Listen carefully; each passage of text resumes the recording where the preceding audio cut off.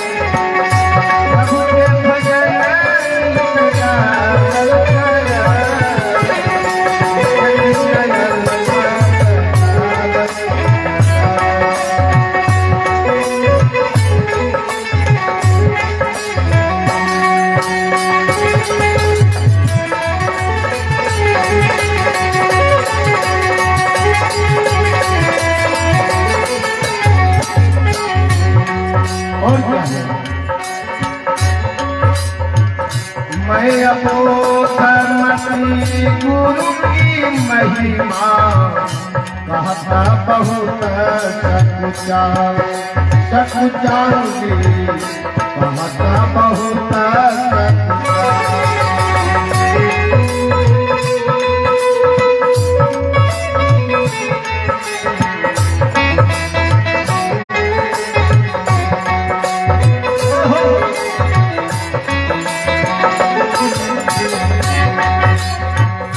मैं अपोधर्मति गुरु की महिमा कहता बहुत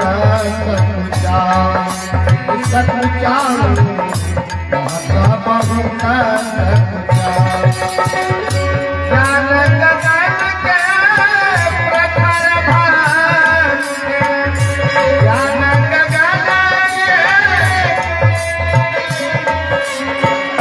ज्ञान गगन के प्रखर भान को कैसे दीप दिखाऊं हे गुरु के खजाना की सजदा। गुरु के खजाना की सजदा।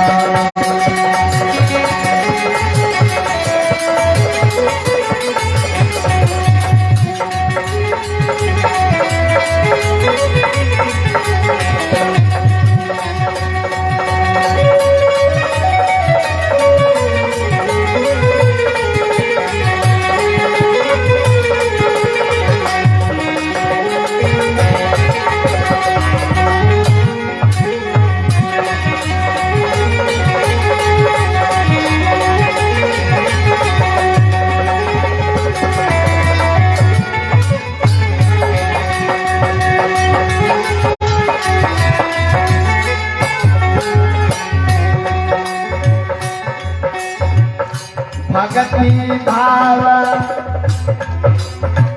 सहजया रपित कर श्रद्धा सुमन चढ़ाऊं हे गुरु के श्रद्धा सुमन चढ़ाऊं।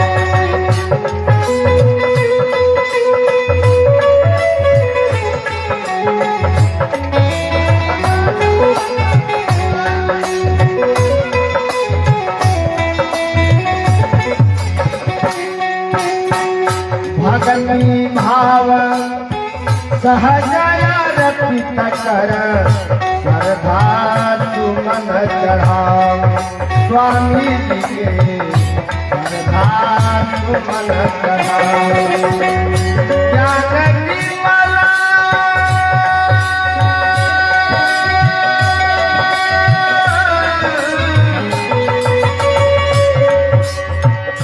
ज्ञान की माला वरदान मांग के ज्ञान की माला वरदान मांग के जीवन सफल बनाऊं हे गुरु के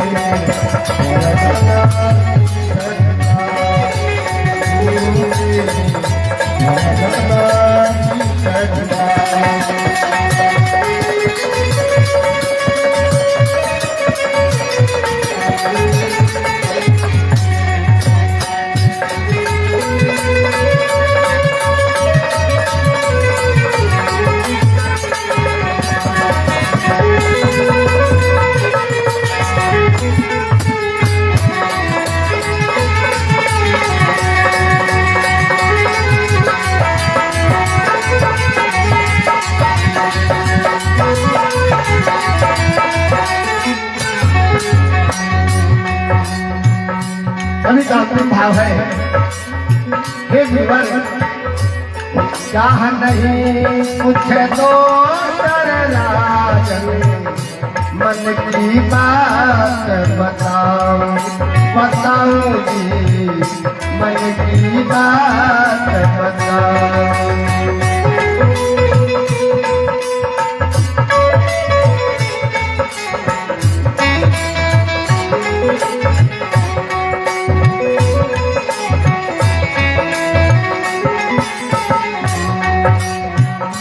चाह नहीं कुछ दोसर राजन, मन की बात बताओ। हाँ गुरु की बात बताओ। क्या जग जगत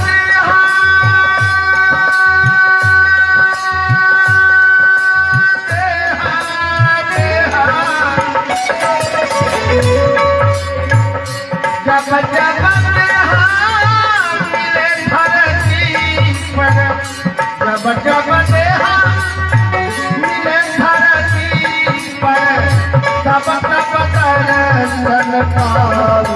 हे गुरु के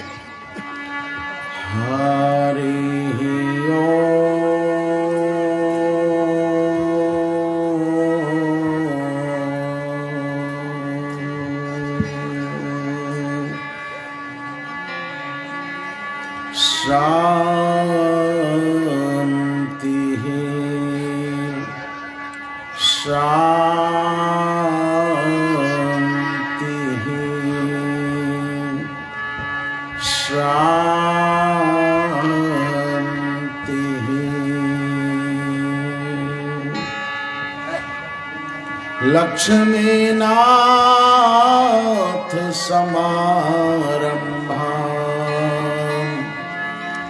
नाथयामुन मध्यमा अस्मदाचार्य पर्यन्ता वन्दे गुरु परम्परा। भारद्वाज कुले भवं द्विजवरं श्रीवासुदेवाश्रितं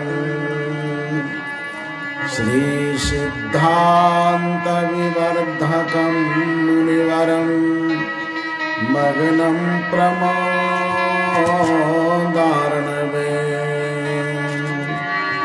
विद्यावारिधितां गतं च सकलं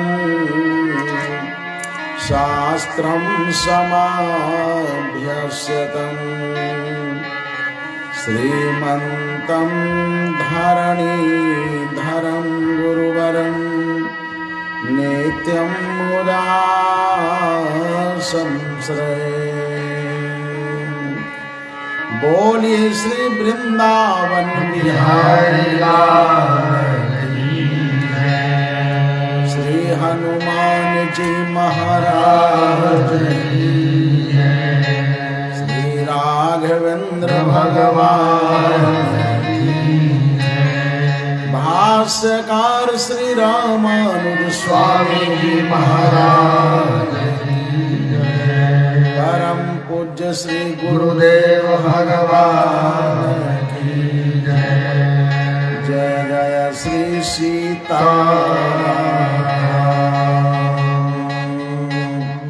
श्रीमन्नारायण नारायण नारायण।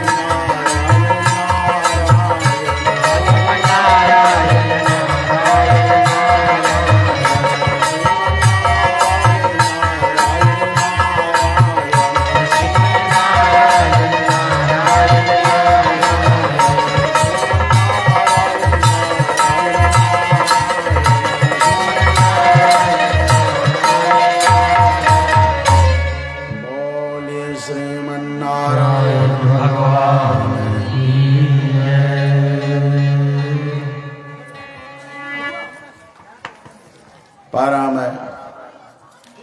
धर्मानुरागी भक्तजनों एवं श्रद्धामयी देवियों, भगवान की कथा और श्री लक्ष्मी नारायण महायज्ञ महोत्सव का आज तृतीय दिवस चल रहा है। हमारा जो देश है भारतवर्ष सभी साधनों से यह संपन्न देश है। गर्भ से लेकर मृत्यु पर्यंत सनातन धर्म के जितने भी 16 संस्कार हैं हमारे भारत देश में पाए जाते हैं। जो भी बुद्धिमान मनुष्य जिज्ञासु कोई भी सुकृति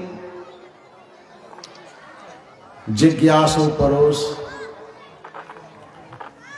इस संस्कार को ग्रहण कर लेता है, उसका जीवन सफल हो जाता है। इस धरती पर जन्म लेना सार्थक हो जाता है, इसमें संदेहास्पद नहीं है।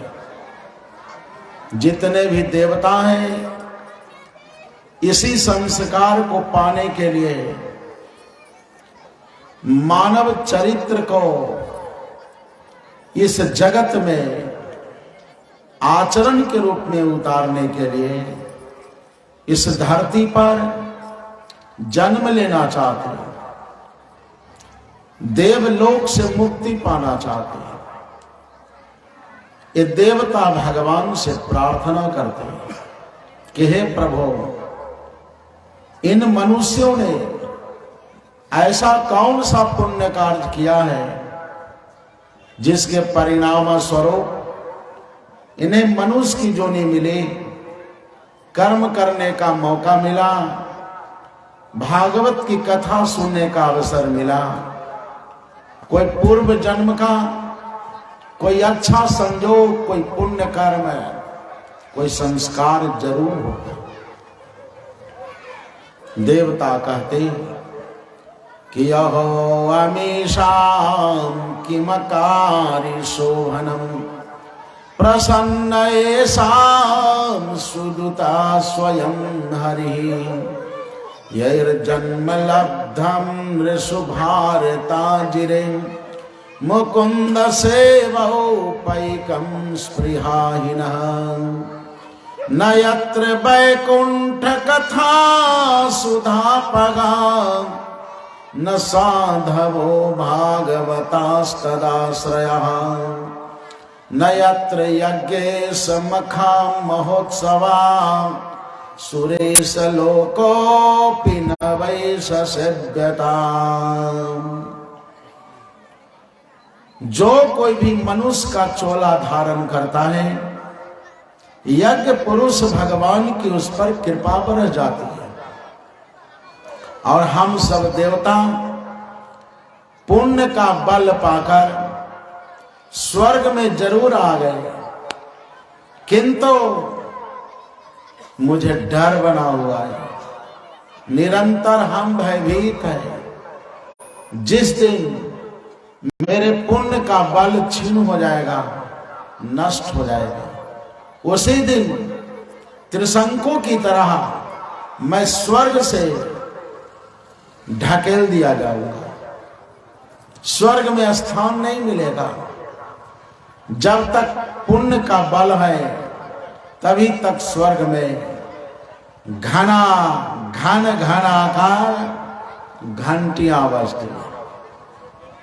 इसलिए थोड़े समय के लिए यदि मनुष्य जोनी नहीं मिल सके, इतना कर्म हमने अच्छा नहीं किया, ये कोई जरूरी नहीं कि मनुष्य जोनी मिल ही जाएगी, किंतु कोई दूसरी जोनी में भी, कोई अन्य जोनियों में भी, तामस जोनी हो या राजस जोनी हो, जिस जोनी में कलह की संभावना बनी रहती है और जिस जोनी में भोग भोगने की इच्छा शक्ति बनी रहती है, चाहे कोई भी जोनी मिले, किंतु आपके भक्तों के घर में मिले। जिस घर के लोग भागवत धर्म में निष्ठा रखते हैं, सनातन धर्म से प्रेम करते हैं,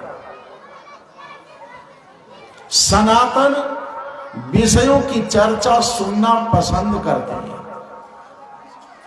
जिस घर के लोग चारित्रिक जीवन की प्रधानता देते हैं, माता को माता के समान, पत्नी को पत्नी के समान, बहन को बहन के समान, बेटी को बेटी के समान, इस तरह का व्यवहार जिस घर में हो और भक्ति की प्रधानता हो, उस घर में नाली में कीड़ा बनाकर मुझको भेज देना, क्योंकि जब उस घर के लोग भगवान का भोग ग्रहण करेंगे, प्रसाद ग्रहण करेंगे और जूठा हाथ धोएंगे, तो अन्न का कोई कण किसी न किसी रूप में मुझको जरूर मिलेगा और उसी से हमारी तृप्ति हो जाएगी, हमारा जीवन पुष्ट होगा और मेरा कल्याण हो जाएगा। यज्ञ पुरुष भगवान की प्रसन्नता हो जाएगी। जो भगवान का प्रसाद ग्रहण करते हैं, भगवान को भोग लगाकर, मंदिर में भोग सामग्री रखकर या अपने घर के मंदिर में कोई कह देता है कि त्वदीयम वस्तु गोविंदा, तुभ्यमेव समर्पये। हे गोविंद, ये वस्तु तुम्हारी है, हमारा नहीं। हमने मेहनत जरूर किया है, किंतु आपके लिए किया, आपकी संतुष्टि, आपकी प्रसन्नता के लिए किया। आप इसको कम से कम स्वीकार कर लो। जब आप स्वीकार कर लोगे तो यह पदार्थ प्रसाद बन जाएगा। मैं प्रसाद ग्रहण करने का अधिकारी हूं, बस इतना ही। ये हमारा भारत देश है। अब भारत देश के देवता नर और नारायण ऋषि हैं, जो बद्रिकाश्रम में निरंतर तपस्या में लगे हैं। नर नारायण भारत देश के अतिरिक्त और कई वर्ष है। एक वर्ष का नाम है हरिवर्ष। हरिवर्ष, हरिवर्ष में नरसिंह भगवान विराजते और प्रहलाद जी महाराज उनकी स्तुति करते हैं असुर गणों के साथ मिलकर। असुरों में भी प्रहलाद जी महाराज ने एक भक्ति का रंग चढ़ा दिया है। भागवत की कथा केवल सुने, महात्मा नारद के मुख से उनकी माता ने श्रवण किया। भागवत की कथा का कितना बड़ा प्रभाव है। यदि कोई गर्भवती स्त्री इस कथा को सुन लेती है तो आसुरी जोनी में जन्म लेने वाली क्यों न हो, कथा का प्रभाव तो जीवन में आ जाता है। आसुरी कुल में जन्म लेने पर भी गर्भ का एक संस्कार बदल गया और हिरण्यकशिपु के पुत्र होने पर भी प्रहलाद जी को धर्मात्मा माना गया, सदाचारी माना गया। देवलोक में उनका गुणानुवाद किया जाता है। सत्संग करने वाला तामसिक प्रकृति का भी कोई बालक होगा, व्यक्ति होगा, तो इसके अभ्यास से, इसके संगत से उसकी बुद्धि शुद्ध हो जाएगी, पवित्र हो जाएगी। हमारे प्रहलाद जी महाराज नरसिंह भगवान से प्रार्थना करते हैं, प्रभु आपने हमारे पिता का वध किया तो मैं आपसे नारुष्ट नहीं हूं। ऐसा भी ना समझो कि मैं चाहता था कि हमारे पिता को कोई मार दे, ऐसी चाहना हमारी नहीं थी, किंतु अपने विकर्मों के जाल में फंसकर हमारे पिताजी मारे गए, आपके हाथों से मारे गए। यही सबसे भारी प्रसन्नता है। उसका उद्धार हो गया। भगवान नरसिंह कहते प्रहलाद जी यदि 21 पीढ़ियों के पितर होते तो उनका भी कल्याण हो जाता। जिसके घर में सदाचारी वंश का जन्म होता है उसकी कई पीढ़ियां तर जाती हैं, उसका कल्याण किया। इसलिए प्रसन्न चित्त होकर महात्मा प्रहलाद जी भगवान से प्रार्थना करते हैं, ओम नमो भगवते नरसिंहाय नमस्तेजस्तेजसे आविराविर्भवा वज्रनखा वज्रदंष्टा कर्माशयां रंधय रंधयात्मा ग्रस ग्रस ओम स्वाहा अभयम अभयम आत्मनि भूयिष्ठा ओम छौम। इस मंत्र का जप करने से डर नहीं लगता, भय नहीं होते। इस मंत्र का स्मरण करके जो रात में सो जाते उसके स्वप्न खराब नहीं होते। स्वप्न में हड्डी का दर्शन नहीं करता, स्वप्न में और नरभक्षियों का दर्शन नहीं होता, खून पीव का दर्शन नहीं होता। स्वप्न में भगवान का साक्षात्कार होता है। सारे भयों से मुक्ति पाने के लिए प्रहलाद जी महाराज नरसिंह भगवान की उपासना हरिवर्ष में करते। तस्मात् रजोर राग विषाद मन्यो शोकस प्रिया भया दैन्याश्च मूलम हित्वा गृहं संसृति चक्रवालम नृसिंह पादम भजता कुतो भयमिति। 9 वर्ष में हरिवर्ष भी है और इसी धरती पर 9 वर्ष है जिसमें एक वर्ष का नाम केतुमाल वर्ष भी है, जहां भगवान कामदेव के रूप में वास करते हैं। और वहां के पार्षदगण जो संवत्सर नाम के पार्षद हैं, कामदेव के रूप में भगवान की उपासना करते हैं। एक वर्ष का नाम है उत्तर कुरु वर्ष। उत्तर कुरु वर्ष भारत वर्ष के अलावे एक उत्तर कुरु नाम का वर्ष है। उस वर्ष का मतलब उस वर्ष में बराह भगवान रहते हैं। बराह भगवान जब हिरण्याक्ष के अत्याचार से यह पृथ्वी रसातल में चले गए थे तो भगवान ने सूकर का रूप धारण करके और पृथ्वी का उद्धार किया था। वो कुतबा के भूखे लागी रखा है कि हमारे सामने भूखा ही रहे। देख भारी ट्रेनिंग दे दिया, वो हटवे नहीं करेगा, कुतबा नहीं हटेगा वो। आओ सटा लो भैया, जगह दीजिए उस कुत्ता को। जो यज्ञ के पार्षद लोग हैं उसको जगह धराइए।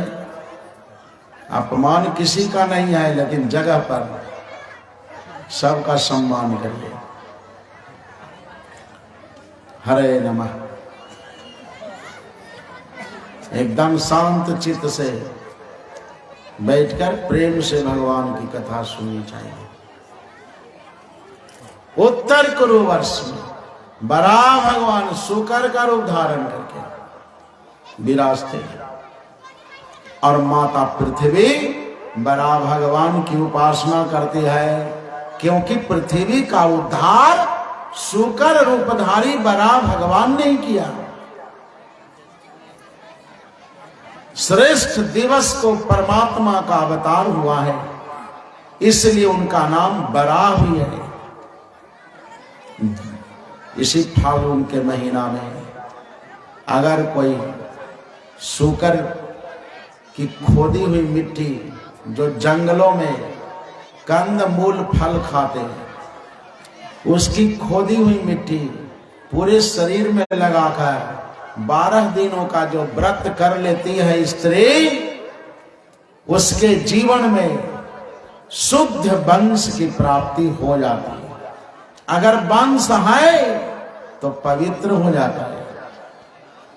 वंश को भी शुद्ध करना है। जो स्वेच्छाचारी हो गए,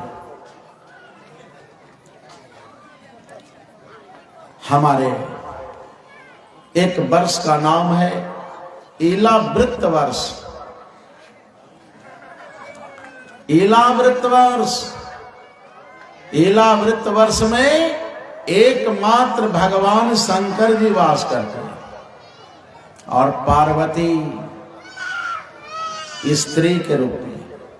और उस क्षेत्र का नियम है कि बिना महादेव जी की अनुमति से यदि उस क्षेत्र में कोई चला जाए, यदि पुरुष होगा तो स्त्री बन जाएगा।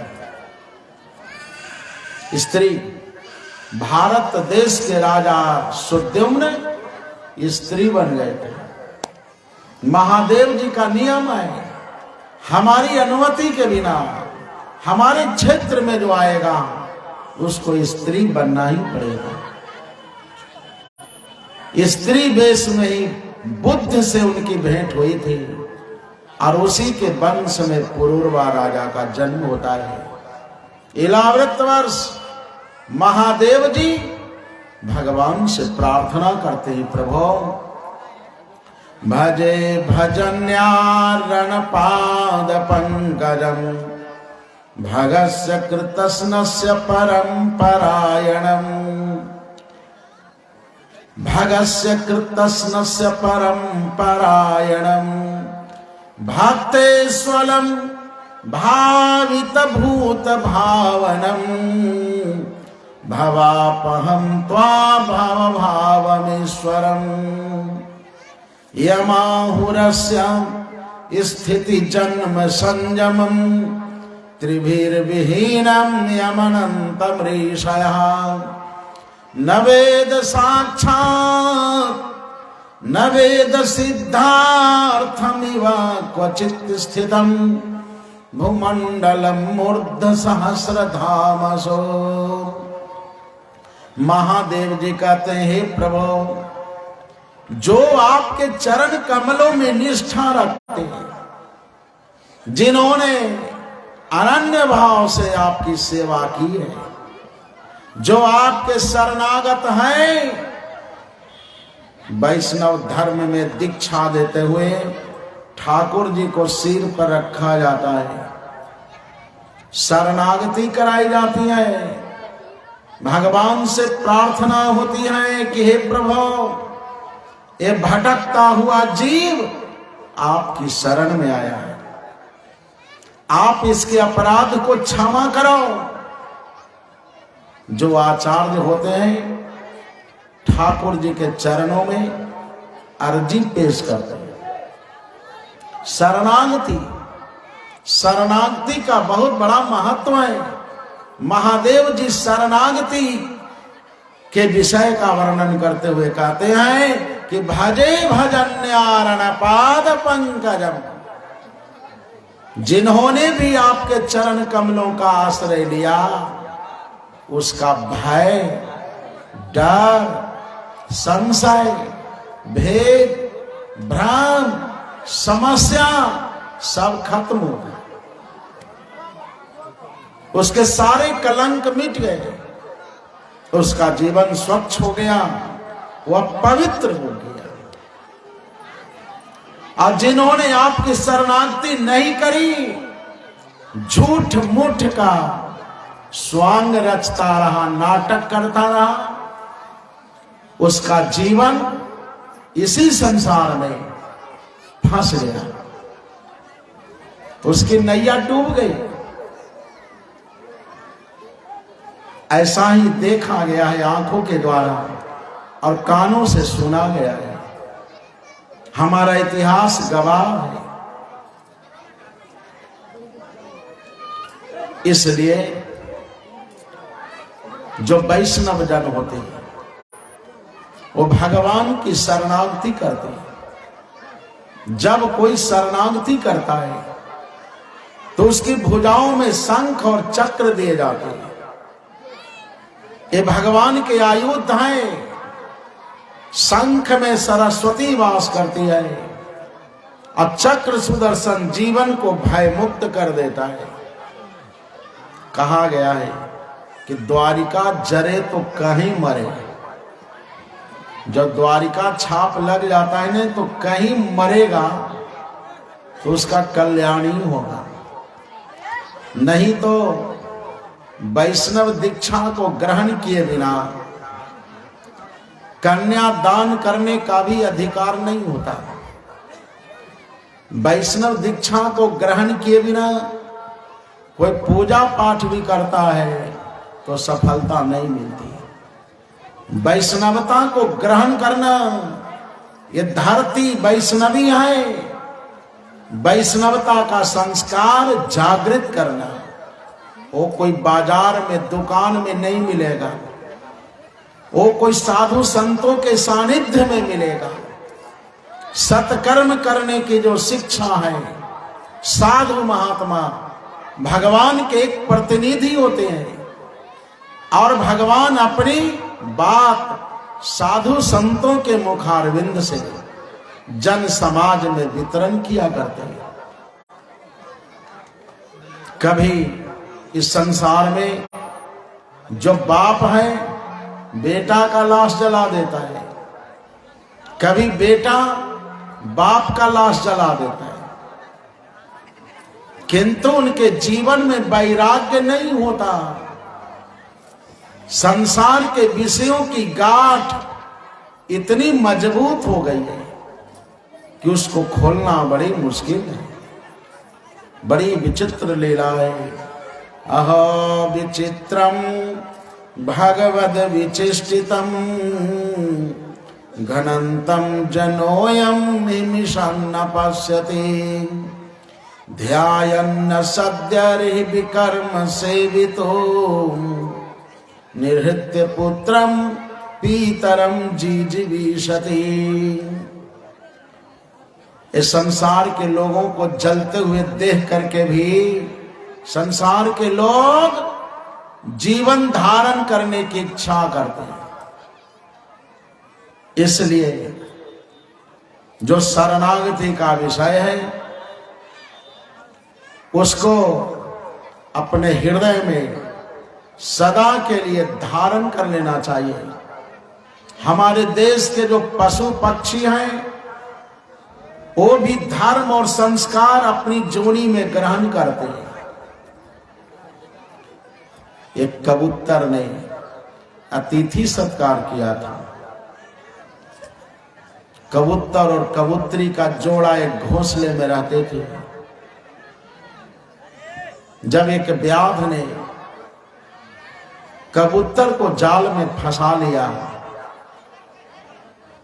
ठंडी के महीना में और वृक्ष की छाया में पड़े पड़े वो व्याध कहता है कि यदि कोई चिंगारी ले आवे, अग्नि प्रकट कर दे, आग जला दे, तो इस कबूतर को पकाऊंगा और मैं भोजन कर लूंगा, क्योंकि मुझे भूख लगी है। ये सुनकर कबूतरी घोंसला से उड़ती है और एक लोहार के घर में जाकर उसकी धौंकनी से एक चिंगारी अपने मुख में लेकर आती है और कुछ पत्ता बटोरकर, सूखा हुआ पत्ता बटोरकर उसमें आग लगा देती है। कबूतरी कहती है कि हे व्याध, इस कबूतर को खाने के पहले तुम मुझको खा ले, तब तुम्हारा उद्देश्य पूरा हो जाएगा। ये कहकर अतिथि सेवा करनी चाहिए। ये व्याध हमारे वृक्ष के सानिध्य में है, हमारे घर में आया है। इस अतिथि को मैं भूखा ना रखूं, इसे भोजन करा दूं और मेरे पास रखने के लिए कोई सामग्री, कोई घर नहीं है, मेरे पास कोई भंडार घर है नहीं। दिन भर जो खा लिया पी लिया बस हो गया, किंतु मैं जीवन दान करूंगा। इतना कहकर वो कबूतरी आग में कूद गई। एक कह करके व्याध मुझको खा ले, तुम्हारा पेट भर जाएगा, तुम्हारी तृप्ति हो जाएगी, हमारे द्वारा एक अतिथि सेवा हो जाएगी। कूद गई। व्याध ने सोचा कि ओह, हमारे लिए एक कबूतर ने प्राणांत कर दिया, आग में कूद कर सेवा के लिए भारत देश के पशु पक्षी भी इस संस्कृति को, या आचरण को समझते हैं। हमने मनुष्य जोनी में जन्म लेकर क्या किया? केवल दूसरे प्राणियों को जाल में फंसाने का काम किया, अपना पेट भरने के लिए। कभी अपने जीवन में हमने उपकार नहीं किया। ये सोच सोच करके वो व्याध अंत में वैराग्य को धारण कर लेता है। जो हिंसा की प्रवृत्ति थी वो छूट गई, अहिंसक बन गया, मांस खाना छोड़ दिया, कबूतर को भी छोड़ दिया, वैराग्य धारण कर लिया। क्योंकि अपने कर्मों पर उसे बड़ा पश्चाताप होता है। जब समय बीत जाता है तो मनुष्य को अपने जीवन में पश्चाताप तो होता ही है। संसार का रंग जब तक रहेगा तब तक जीवन में उछल कूद, उथल पुथल मचता रहेगा। जब संसार के रंग भी एक दिन उदास हो जाएंगे तो जीवन में कौन सा रंग चढ़ेगा, कैसे चढ़ेगा? इसलिए जवानी में ही सत्संग करने का अभ्यास करना चाहिए। जवानी में अभ्यास करोगे तो जीवन में अमरता प्राप्त होगी। विद्या अमर हो जाती है, अमरता देती है अभ्यास करने से। और अभ्यास न करने से विद्या जहर भी बन जाती है। सत्संग करने से अमृत की प्राप्ति होती है। और यदि अभ्यास नहीं किया गया तो यह जहर की तरह होगी। बुढ़ारी में कोई कहेगा कि चलवा कथा सुने रुकुनपुरा में कथा हुई थी, तो ना कैसन कथा, ड्रामा हो है, कोई नाच करे वाली आयल है, तो ना वो कथा ना सब राम कृष्ण के कथा हुई थी, चल बस तो ना। क्योंकि जवानी उसकी बीती है उसी नाच को देखने में। डीजे का धुन सुनते सुनते नाचते नाचते बूढ़ा हो गया। अब उसको कथा जहर की तरह लग रही है। किसी घर का जवान व्यक्ति अगर बिगड़ जाता है, कोई 20 साल का, 25 साल का, 30 साल का, 50 साल का भी मानो, 60 का भी मानो, तो घर के लोग कहते हैं कि अभी समय है, सुधर जाएगा। 60 बरस वाला कभी कहता है कि सुधर जाएगा। जिसका नीचे का टूट गया है दांत, आधा बाल पक गया है, उसको भी कहता है सुधर जाएगा, कोई बात नहीं, मान लिया जाएगा।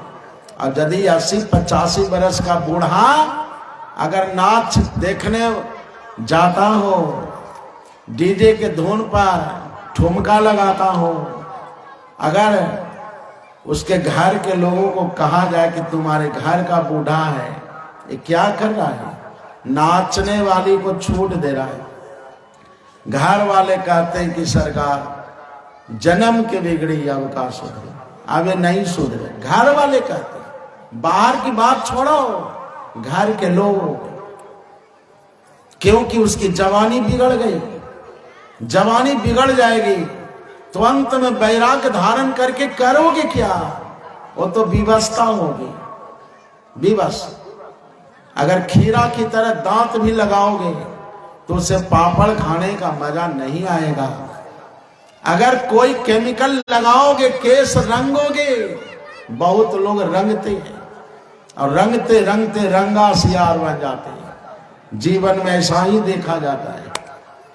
प्रकृति ने पका दिया है किंतु अभी स्वीकार करने के लिए तैयार नहीं है। इंद्रियां शिथिल हो गई, मन मरता नहीं, मन की जवानी निरंतर बनी रहती है। इसीलिए हमारे सूर्य नारायण जब संसार की भूमंडल की प्रदक्षिणा करते हैं, 51 करोड़ योजन इस भूमंडल की परिक्रमा है।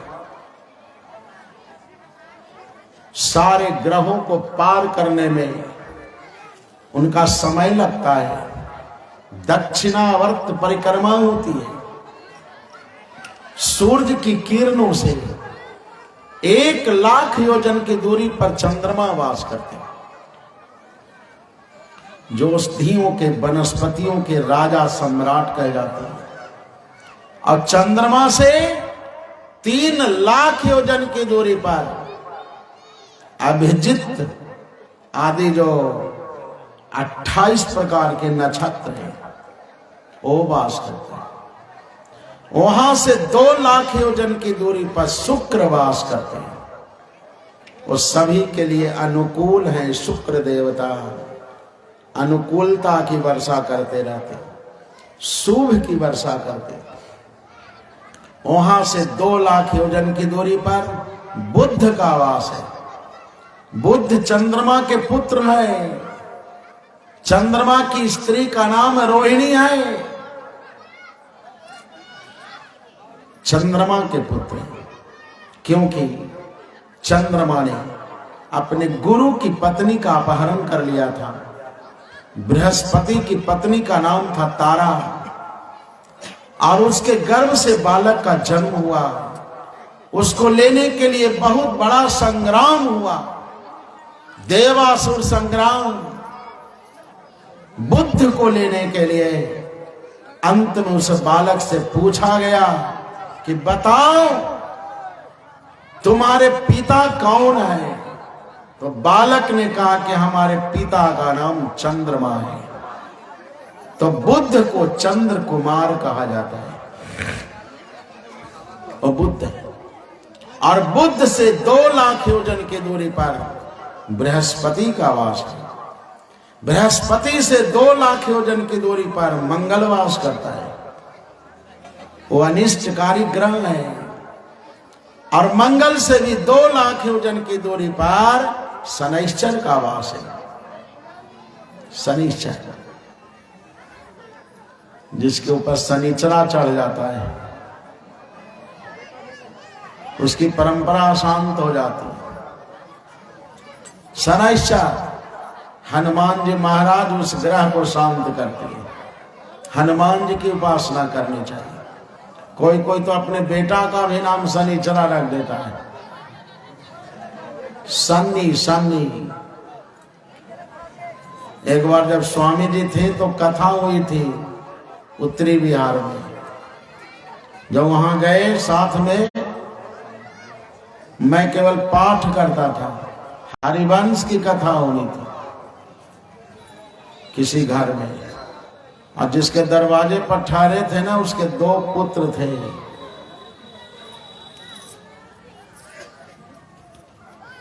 एक का नाम था शनिचरा, एक का नाम था विपदा।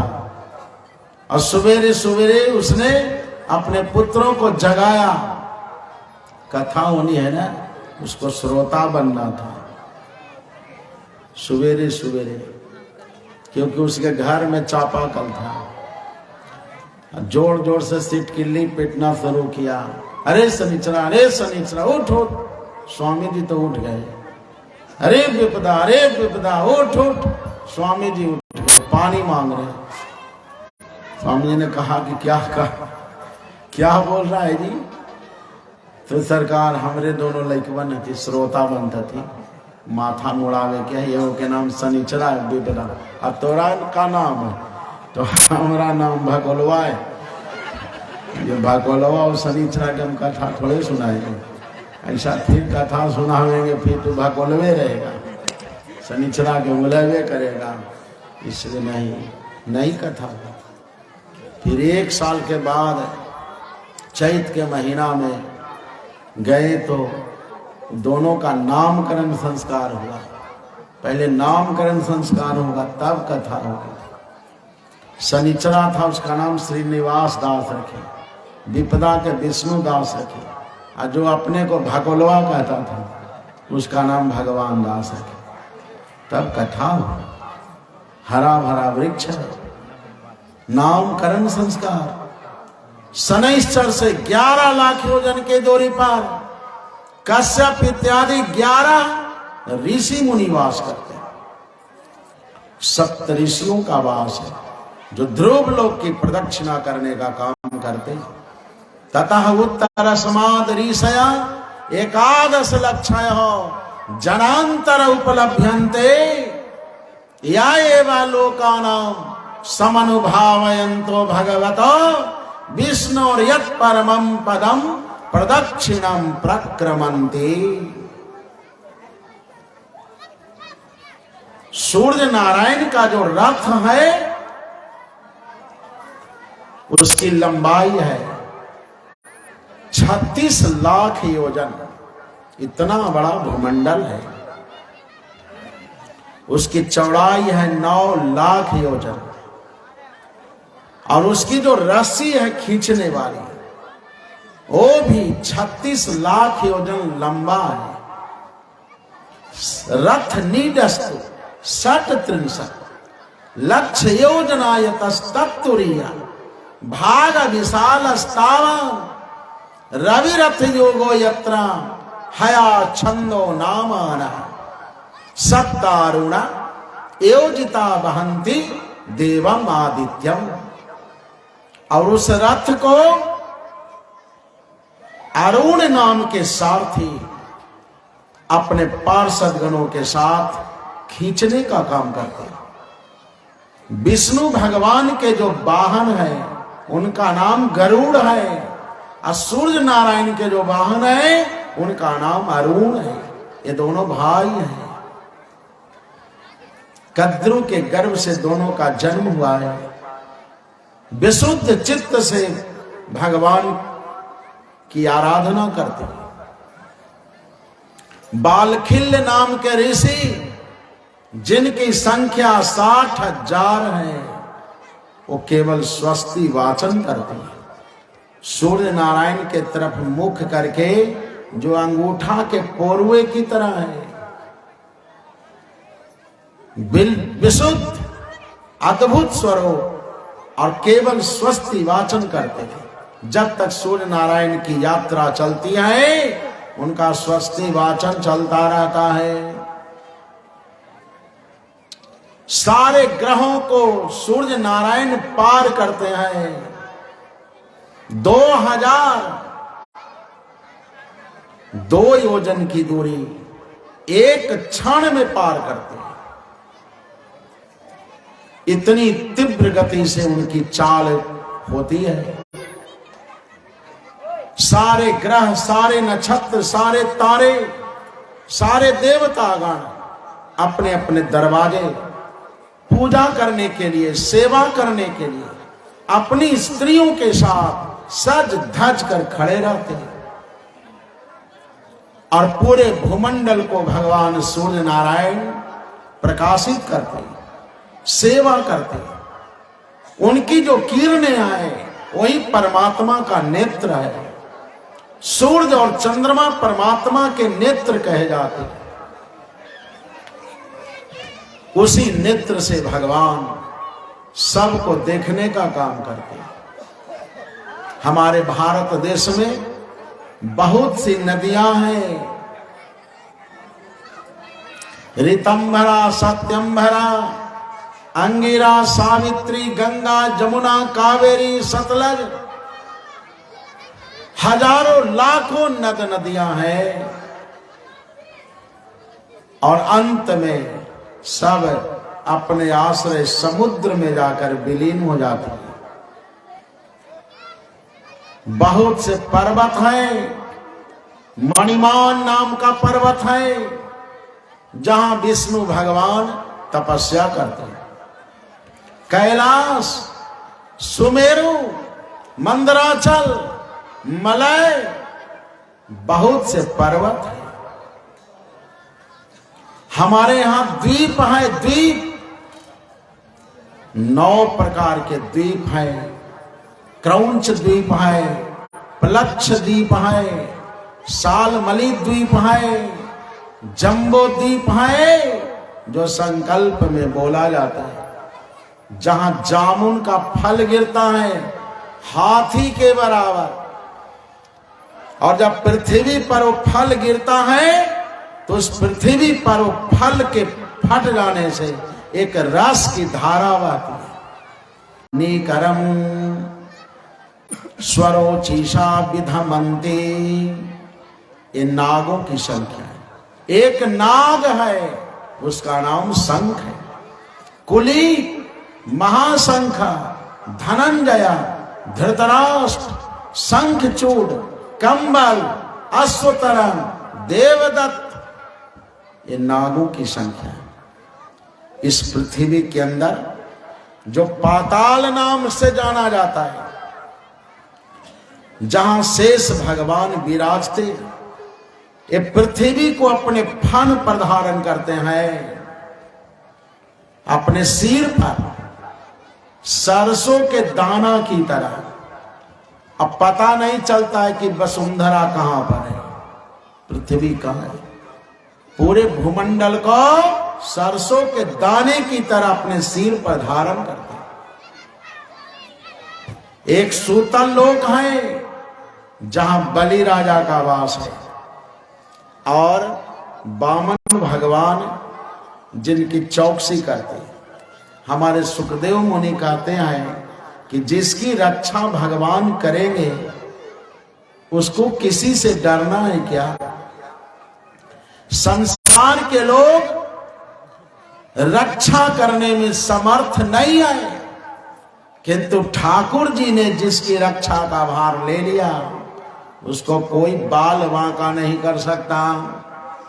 भगवान जिनकी रक्षा करते हैं, हजारों पार्षद जिनकी स्तुति करते हैं, सारी भोग सामग्रियां जिनके पास उपलब्ध है, स्वर्ग से भी सुंदर और विशाल वो सूतल लोक है, जहां धर्मात्मा बलि निरंतर अपने सिंहासन पर बैठकर धर्म की चर्चा करते हैं। दैत्य कुल में जन्म लेने पर भी बलि महाराज को धर्मात्मा में गिनती होती है, क्योंकि उसकी रक्षा का अधिकार, उसकी रक्षा की जिम्मेवारी भगवान ने ले ली है। बलि राजा ने भगवान को सर्वस्व दे दिया था, समर्पण हो गए थे। बलि राजा भगवान के शरणागत हो गए थे, अपना शरीर भी दान कर दिया। जिन्होंने सब कुछ प्रभु के चरणों में न्यौछावर कर दिया है, ऐसा मान लिया कि हे प्रभु, हमारे जीवन में जो जीवन जायदाद, मेरे परिवार, हमारा शरीर, कुछ भी है सब आपकी संपत्ति है, हमारा कुछ भी नहीं है। ऐसा समर्पण जिसके जीवन में आ जाता है वो भगवान के अनन्य कृपा पात्र हो जाता है। बलि राजा भगवान के कृपा पात्र माने जाते हैं। पाताल लोक में पणि नाम के दैत्यों का वास है। पणि हता इंद्रेण पणयः सयध्वम्। एक बार देवराज इंद्र ने शर्मा नाम के दूती को पाताल लोक में भेजा था, पणि दैत्यों का संहार करने के लिए।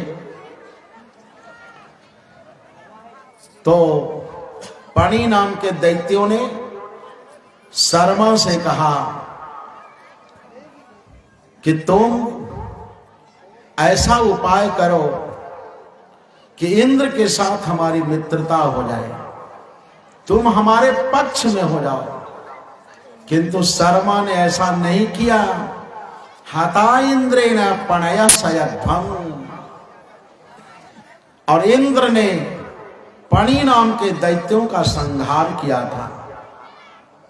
पणि नाम के दैत्य बहुत घबराते हैं और निरंतर छिपे रहते हैं। आसुरी वृत्ति का परित्याग करके वो भी भगवान का गुणानुवाद किया करते हैं। आसुरी बुद्धि को परमात्मा अपनी कृपा से नष्ट कर देते हैं। दैत्यों के संग में जो भी असुर थे प्रहलाद के समय में, उनके साथी, उनके मित्र सब भगवान के सेवक बन गए, भक्त बन गए। जो सत्संग है ना, विकृत जीवन को भी सक्रिय बना देता है, साकार कर देता है। महातल, तलातल, ये सब लोक है। जहां भगवान किसी न किसी रूप में वास करते हैं और उन लोगों की रक्षा करते हैं, देवताओं का भी कल्याण करते हैं, मंगल करते हैं। ओम यस्तु भगवान यस्य भगवान अखिल जगत गुरु नारायणो द्वारे एनांगुष्ठेन पदा दश कंधरो निज जनानुकंपित हृदय योजनायुतो दिग्विजय उच्चाटितः। भागवत में सुखदेव जी महाराज कहते हैं कि हे परीक्षित राजा, यस्त भगवान, एक बार रावण ने आक्रमण कर दिया था सूतल लोक में। बलि राजा के साम्राज्य को नष्ट करने के लिए, वहां की व्यवस्था को भंग करने के लिए, सूतल लोक की सुंदरियों को चुराने के लिए, अपहरण करने के लिए रावण ने आक्रमण किया और वामन भगवान की दृष्टि उस पर पड़ी। वामन भगवान ने क्या किया? अपने नख से केवल ठोकर मारा, अपने पैर के नख से ऐसा ठोकर लगाया कि रावण 400 योजन की दूरी पर समुद्र में जाकर गिरा था। तब से रावण भी भयभीत रहता था। दिग्विजय उच्चाटितः, जो दिग्विजय करने के लिए आया था, चला था, किंतु पराजय का मुंह देख करके उसको लौटना पड़ा। ऐसे रक्षक जिनके पास होंगे तो दुनिया का कोई भी रावण होगा, उसको पराजय का मुंह देखना ही पड़ेगा।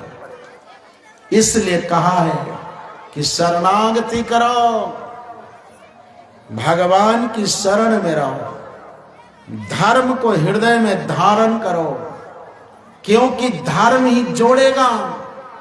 संसार का विषय तोड़ता है और धर्म जोड़ता है। हम जुड़ करके रहेंगे, धर्म को स्थान देंगे तो नीचे की भी जगह दिखेगी और ऊपर का भी वायुमंडल जो विशाल स्वरूप है उसका दर्शन होता रहेगा। इसमें कोई संदेह नहीं। ततो अधस्ता अगस्ता हनौ यमो मुखेषु चांगारका वक्षस्य आदित्यो बृहस्पति ककुदि नाभ्यानोसन अस्तनयो रश्मिनौ बुधा प्राणापानयो हृदय नारायणो केतवः सर्वांगेषु अरोमो सर्वे तारागणः।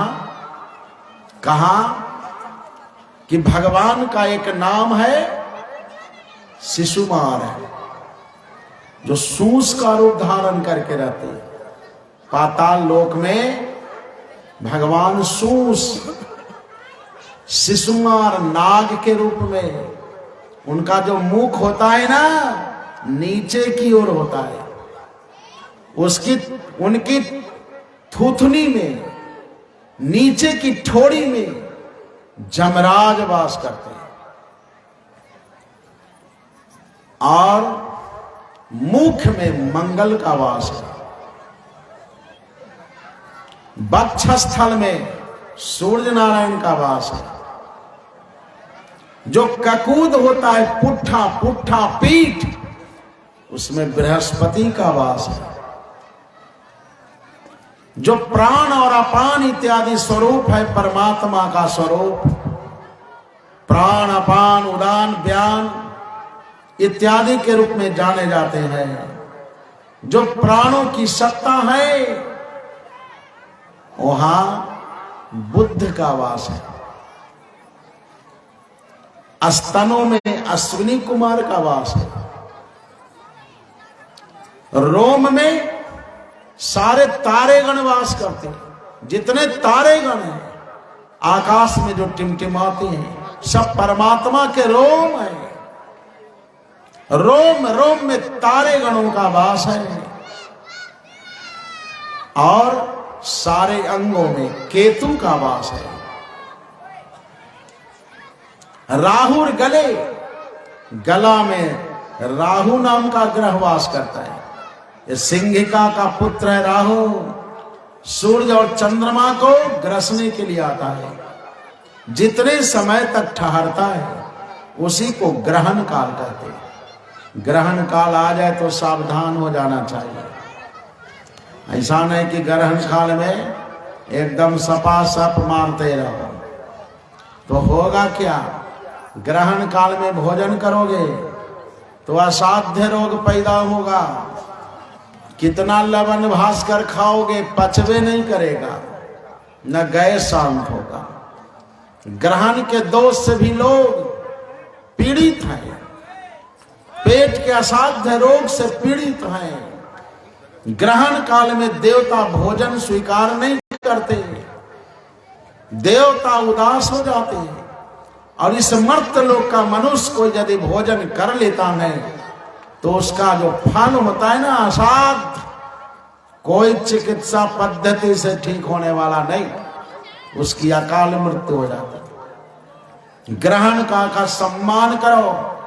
ग्रहण काल में स्त्री सहवास ना करो, क्योंकि जो संतान होगा वो पागल प्रकृति वाला होगा।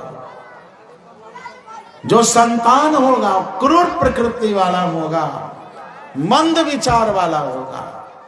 बेटा तो होगा किंतु मंद बुद्धि वाला, कोई काम का नहीं। इसलिए ग्रहण काल का सम्मान करना। भगवान नारायण अपना चक्र सुदर्शन छोड़ते हैं, राहु भागता है। इसलिए नारायण भगवान के आयुध चक्र राज का सदैव स्मरण करना चाहिए। राहु नाम का जो ग्रह है वो भागेगा तो केवल चक्र सुदर्शन का स्मरण करने से। चक्र का स्मरण करना, उसका पाठ करना, ग्रहण काल में कथा सुनना, हवन करना, दान करना, ये सिद्ध माना जाता है। भगवान श्री कृष्णचंद्र जी भी ग्रहण में ग्रहण का दोष मिटाने के लिए, शांति प्राप्त करने के लिए उन्होंने कुरुक्षेत्र की यात्रा की थी और कुरुक्षेत्र में जाकर ब्रह्म सरोवर में जाकर स्नान किया था। ग्रहण का दोष कुरुक्षेत्र के ब्रह्म सरोवर में स्नान करने से मिटता है। ग्रहण का दोष वहीं मिटता है, सूर्य ग्रहण का दोष। इसलिए जो महापर्व है उसका सदैव सम्मान करना चाहिए, आदर करना चाहिए। लोग कुंडली ले आकर दिखाए, कुंडली कुछ हो गया ना कुंडली, और कुंडली दिखाते दिखाते उससे भी नहीं ठीक होगा। कहेगा कि नहीं भाई साहब जाप करवा लिए, महामृत्युंजय भी कहेंगे महामृत्युंजय जाप करवा लेना। तो हाँ सरकार को पंडित जी कहलाती है तो जाप तो करवा ले लिए। हम कि ठीक है जाप करवा ले तब गौ ग्रह पैदा हो गया तो हाँ 1 लाख खर्चा होने जाप करा दे, 1.25 लाख जाप और 1.25 लाख दक्षिणा। ठीक है तो आप कौन जाप करेगा? आप शनिचरा के जब कराओ, आप कौन जाप करेंगे? अब फिर 1.25 लाख दो। अब एक ग्रह इधर से पैदा हो गया, अब 1.25 लाख आप कहाँ से लावे? अब बिना 1.25 लाख के जब कैसे होगा तुम्हारा? अंत में अशांत चित्त हो जाता है। शरणागति, जब तक शरणागति नहीं करोगे एक ग्रह भागने वाला नहीं है। शरणागति का मतलब होता है भगवान की शरणागति। शंख और चक्र को धारण करना, वैष्णवता को अपने जीवन में ग्रहण कर लेना, शुद्ध भोजन करना, सात्विक भोजन करना। कितना भी जाप कराओगे अगर जीवन में संयम नहीं करोगे तो तुम्हारा कल्याण संभव नहीं है। संयम करो, वाणी का संयम करो, जिह्वा का संयम करो, कान का संयम करो, संसार में बहुत सी बातें सुनने को मिलती है, सबको सुनकर टेंशन में नहीं हो जाना। आंखों से बहुत कुछ देखे जाते हैं, इसलिए नेत्रों से उसी को देखना और उसी को ग्रहण करना जो धारण करने योग्य है। संसार की अश्लील तस्वीर को देखोगे, धारण करोगे तो तुम्हारी बुद्धि खराब हो जाएगी, जो मन है अशांत हो जाएगा। भागवत की कथा सुनो, कान धारण करने का यही सबसे बड़ा प्रयोजन है। पैरों से तीर्थ यात्रा करो, तीर्थ यात्रा तो पैर धारण करना सार्थक हो जाएगा। हाथों से कोई सत्कर्म करो जो करने योग्य है, शास्त्र जिसके बारे में बतलाता है उसको करना है। ये न कि जो मन में आए सो कर दिया। करने के लिए तो बहुत कुछ है। हाथों से अनर्थ भी किया जाता है, जो जीवन में बहुत बड़ा एक रोड़ा बन जाता है। विकसित जीवन के लिए एक बाधा आ जाती है। जीवन समृद्ध नहीं होते, उसका पतन हो जाता है। कुछ ऐसा काम करना है जो शास्त्र दृष्ट है और साधु संतों ने जो बतलाया है, महापुरुषों ने जो बतलाया, उसके बारे में जानो समझो। जब सत्संग करेंगे तो सब जानेंगे। तामिश्रो अंधतामिश्रो रौरवो महारौरवः कुंभीपाकः कालसूत्रवणम् अस्सी पत्रवणम् वैतरणी पुयोदः शाल्मलीलाला भक्षा सारमेयादनम् अविचिरय पानमिति किंच क्षार कर्दमो अवट निरोधनः पर्यावर्तनः विशसनम् सूची मुखम इति अष्टाविंशति नरकः। 28 प्रकार के नरक भी है इसी धरती पर। अंदर में दक्षिण देश में 28 प्रकार के नरक, जो दूसरे को दुख देने का काम करता है उसको तामिश्र नाम के नरक में जाना पड़ता है।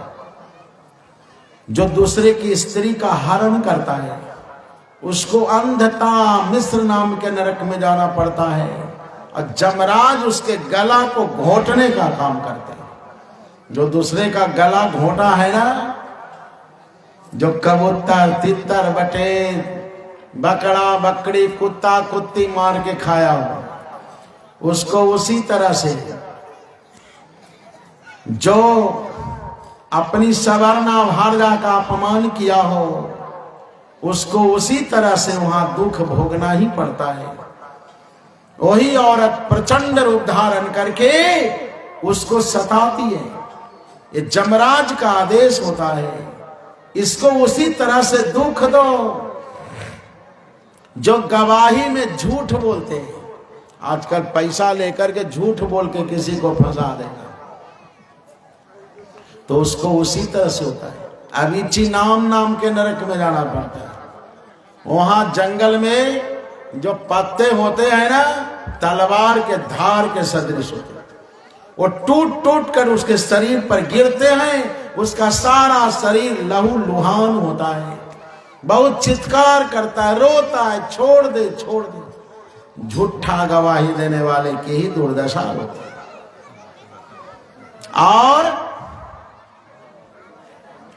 बहुत से नरक है। जो प्राणियों से द्रोह करता है उसको कुंभी पाक नाम के नरक में जाना पड़ता है। वहां कड़ाह में तेल खौलते रहते हैं, उसमें उसको डाल दिया जाता है। बहुत पीड़ा होती है, बहुत कष्ट होता है। आवट निरोधना, जिसने किसी का गला घोटा है उसको अंधेर कोठरी में बंद कर दिया जाता है। आवट निरोधन, और धुआं किया जाता, धुआं चारों तरफ से गेट बंद कर दिया जाएगा, अब भीतर में धुआं कर दिया जाएगा। उसी धुआं में घोट घोट करके वह छटपटाता है। अपने पाप कर्मों का स्मरण कराया जाता है। तूने क्या किया है जीवन में? जिसने कभी महापुरुषों का अपमान किया हो, भी ससन नाम के नरक में जाना पड़ता है। जो दूसरे को रुलाने का प्रयत्न किया हो अपने जीवन में, उसको रोरू नाम के नरक में जाना पड़ा। रोरू एक प्राणी का नाम है, रोरू, रौरव। रौरव जिसने किसी को दुख दिया, रौरव नरक। वहां भी उसको कष्ट होता है। जब खटमल इत्यादि उसके शरीर को काटते हैं, नोचते हैं, उसे बड़ा कष्ट होता है, दुख होता है, क्योंकि उसने अपने जीवन में खून पीने का काम किया है। तो रौरव नाम का जो खटमल होता है उस नरक में, वो भी उसके शरीर में चिपक जाता है और खून पीता है। 28 प्रकार के नरकों की भी व्यवस्था है। इसलिए अपने जीवन में मनुष्य को सावधान हो जाना चाहिए। सावधानी के लिए ही भागवत की कथा सुनाई जाती है। सावधानी बरतने के लिए सत्संग किया जाता है, धर्म कार्य किए जाते हैं। जो धर्म है हमें उत्तम लोक की प्राप्ति कराने वाला है। इसलिए अपने जीवन में भटकना नहीं।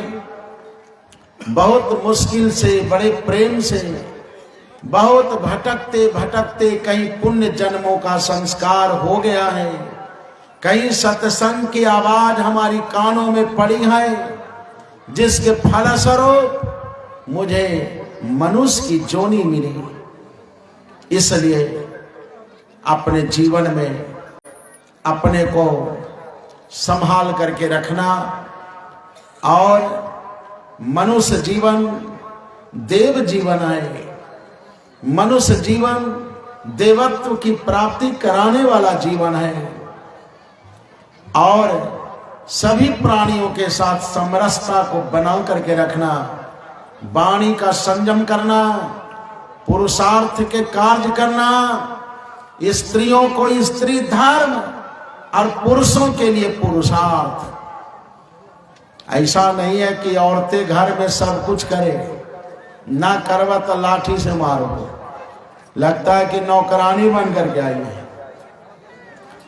अपन खगड़ा का मुकुट ससुराल में उतार लिया गया, ये नौकरानी। जिस घर में स्त्री जाति को कष्ट होता है, दुख होता है, उस घर में समझो कि साक्षात नरक का अवतार हो गया। कोई देवता वास करना नहीं चाहती। स्त्री जिस घर में प्रसन्न मुद्रा में रहती है, उस घर में सारे देवी देवता वास करना चाहते हैं। समर्पण भाव, पुरुषार्थ ही है पुरुषों के पास कि स्त्री कोई व्रत करे, कोई तप करे, तो उसके व्रत में सहयोग करना चाहिए।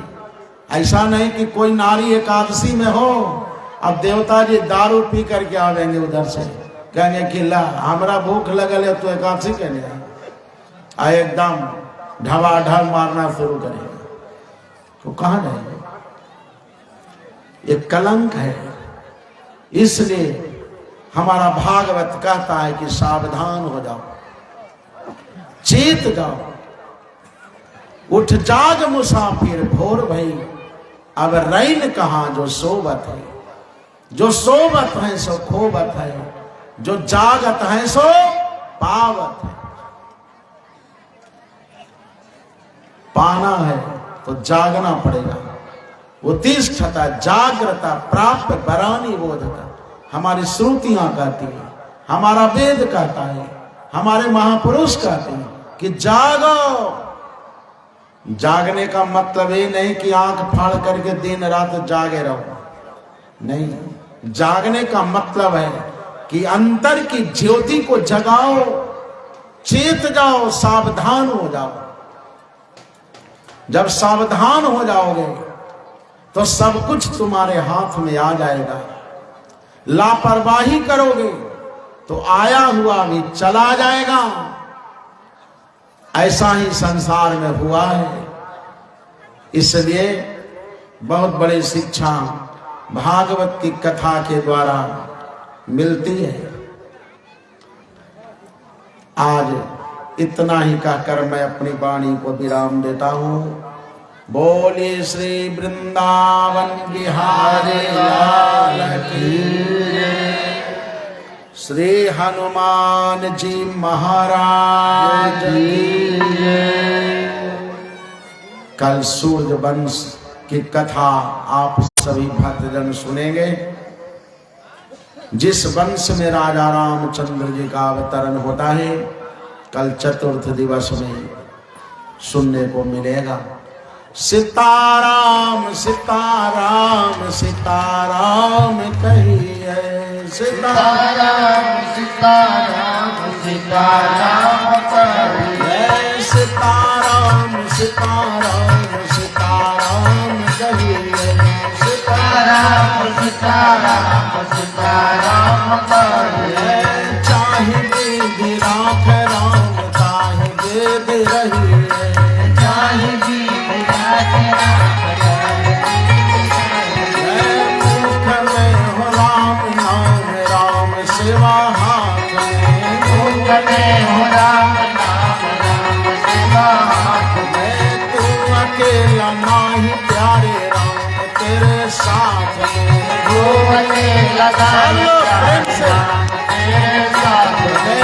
विधि का विधान जान हान लाभ सही है। विधि का विधान जान हान लाभ सही है। सीताराम सीताराम सीताराम कहिए। सीताराम सीताराम सीताराम कहिए। जिंदगी की दौड़ सौंप हाथ बिना नाम के। जिंदगी की दौड़ सौंप हाथ बिना नाम के। महलों में राख चाहे झोपड़ी में वास ले। महलों में राख चाहे झोपड़ी में वास ले। धन्यवाद निर्विवाद सीताराम कहिए। धन्यवाद निर्विवाद सीताराम कहिए। सीताराम सीताराम सीताराम कहिए। सीताराम सीताराम सीताराम कहिए। सीताराम सीताराम सीताराम कहिए। सीताराम सीताराम सीताराम कहिए। आशा एक राम जी से दूजे आशा छोड़ दे। आशा एक राम जी से दूजे आशा छोड़ दे। नाता एक राम जी से दूजे नाता तोड़ दे। नाता एक राम जी से दूजे नाता तोड़ दे। साधु संग राम रंग अंग अंग रंगिए। साधु संग राम रंग अंग अंग रंगिए। काम रास त्याग प्यारे राम रास तुझिए। काम रास त्याग प्यारे राम रास तुझिए। सीताराम सीताराम सीताराम कहिए। सीताराम सीताराम सीताराम कहिए। सीताराम सीताराम सीताराम कहिए। सीताराम सीताराम सीताराम कहिए। श्रीमन्नारायण नारायण नारायण। श्रीमन्नारायण नारायण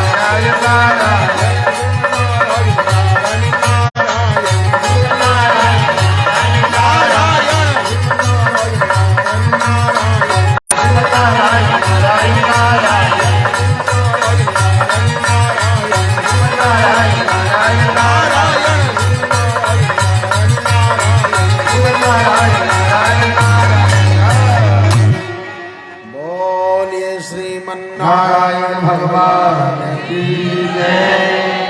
श्री हनुमान जी जी महाराज की जय। श्री राघवेंद्र भगवान की जय। भाष्यकार श्री रामानुज स्वामी जी महाराज की जय। परम पूज्य श्री गुरुदेव भगवान की जय। जय जय श्री सीताराम। सब जनता जनार्दन की आरती। आरती।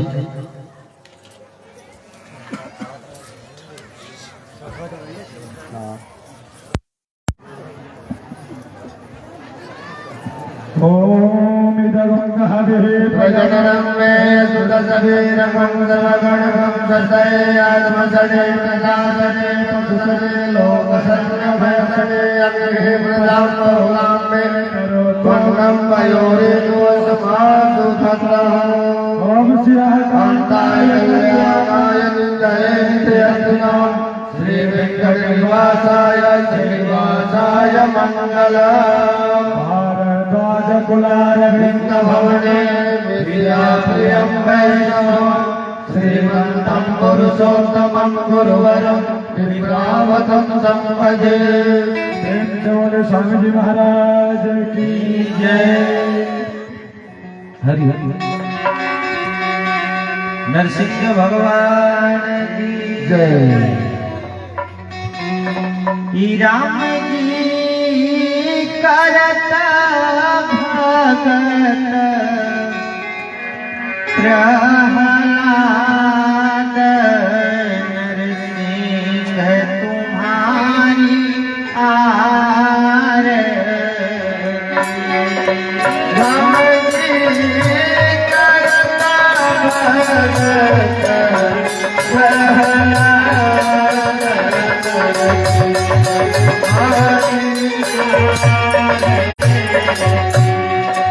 राम जी करत भगत प्रहलाद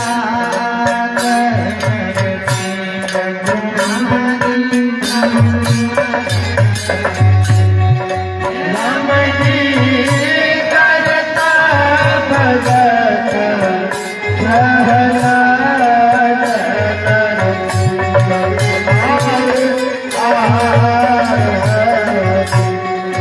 मन कर दया कर गाजी ब्रह्म ज्ञान की खाजी मन कर दे दया कर बात ब्रह्म ज्ञान के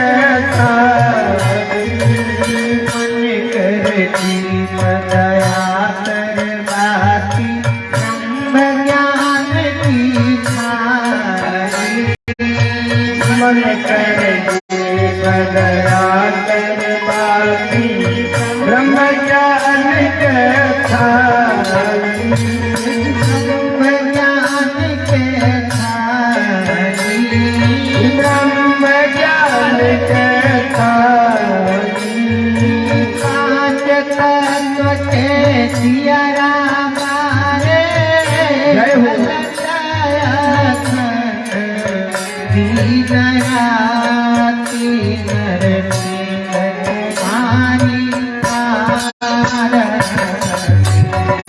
राम जी करता है भगत प्रहलाद तुम्हारी आर राम जी करता भगत प्रहलाद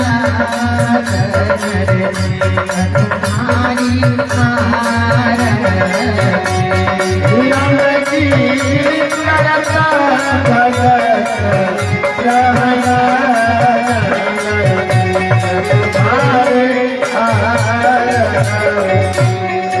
लंका चढ़े मंदोदरी चितवै कपितल घेरे भारी लंका चढ़े मदोदर चितवै कपितल घेरे भारी लंका चढ़े मंदोदरी चितम कपितल घेरे भारी लंका है मनोदर चितम कपितल घेरे भारी कपितल घेरे भारी कपितल घेरे भारी राम लखन चाहू और से घेरे जय हो। घेरे समुद्र चाहू नरसिंह तुम्हारी हे राम जी करता है भजन सहना तुम्हारे यार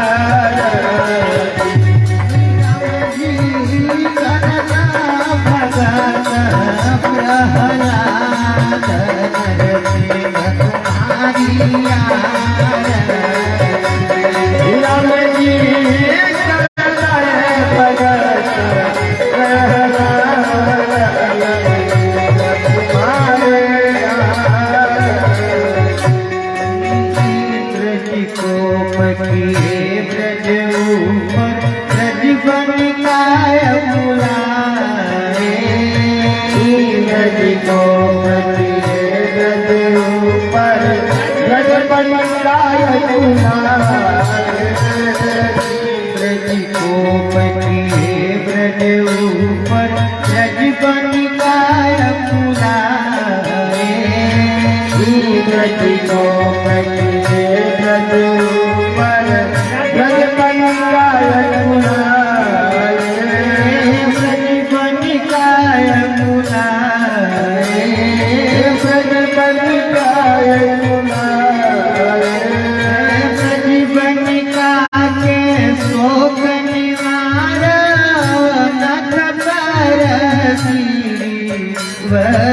वरधारी नरसिंह तुम्हारी आरती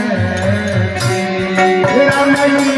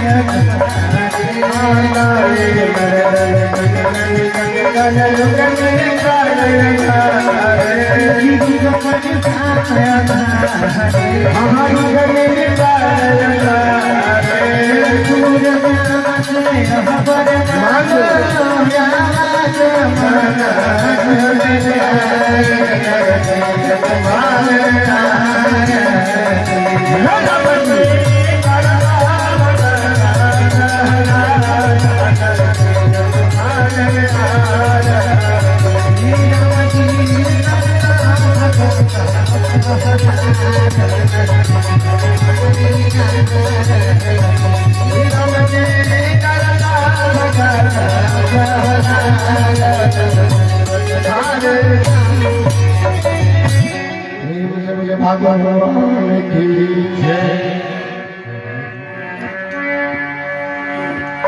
हरियाणवी सजा के लाली हाथ ले नारी तू श्रद्धा से आरती उतार गुरु बरते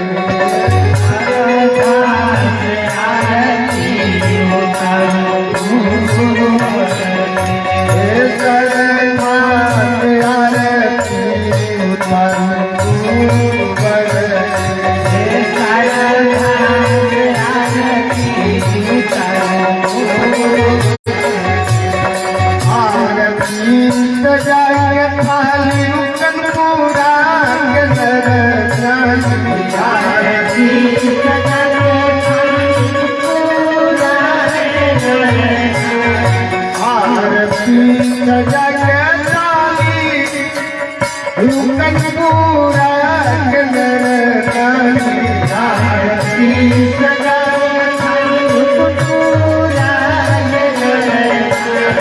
सरकार आरती उतार